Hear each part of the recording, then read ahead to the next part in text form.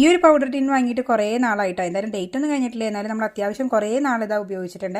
ഇപ്പോൾ അധികം അങ്ങനെ പൗഡറൊന്നും യൂസ് ചെയ്യാറില്ലല്ലോ. പിന്നെ തീരെ ചെറിയ കുട്ടികൾക്കാണെങ്കിൽ കണ്ണും പൊട്ടും വെച്ച് കഴിഞ്ഞാൽ ഇതുപോലെ പൗഡറൊക്കെ വെച്ച് പൂശാറുള്ളത്. ഇപ്പോൾ അതിലും സ്റ്റിക്കിൽ മാറ്റം വന്നതുകൊണ്ടുകൂടി അധികം പരക്കാത്ത കൺമഷിയൊക്കെ ആയതുകൊണ്ട് നമുക്ക് പൗഡറിൻ്റെ ഉപയോഗം വളരെ കുറഞ്ഞിട്ടുണ്ട്.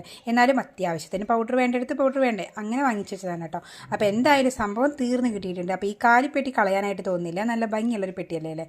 അപ്പോൾ നമ്മളിതാ ഇതിനൊന്ന് കളർ അടിച്ചിട്ട് ആദ്യം ഞാനൊരു ബ്ലാക്ക് കളർ വെച്ചിട്ടാണ് അടിച്ചു കൊടുത്തത്. ഇനി ഇതിൻ്റെ മുകളിൽ നമുക്കൊരു മരത്തിൻ്റെ കളറിൻ്റെ ഷെയ്ഡ് കിട്ടാനായിട്ട് ബ്രൗൺ വെച്ചിട്ട് മിക്സ് ചെയ്ത് അടിച്ചു കൊടുക്കുന്നുണ്ട് കേട്ടോ. നല്ല ഭംഗിയുള്ള ഒരു കോമ്പിനേഷൻ കളർ കിട്ടിയിട്ടുണ്ട് കേട്ടോ.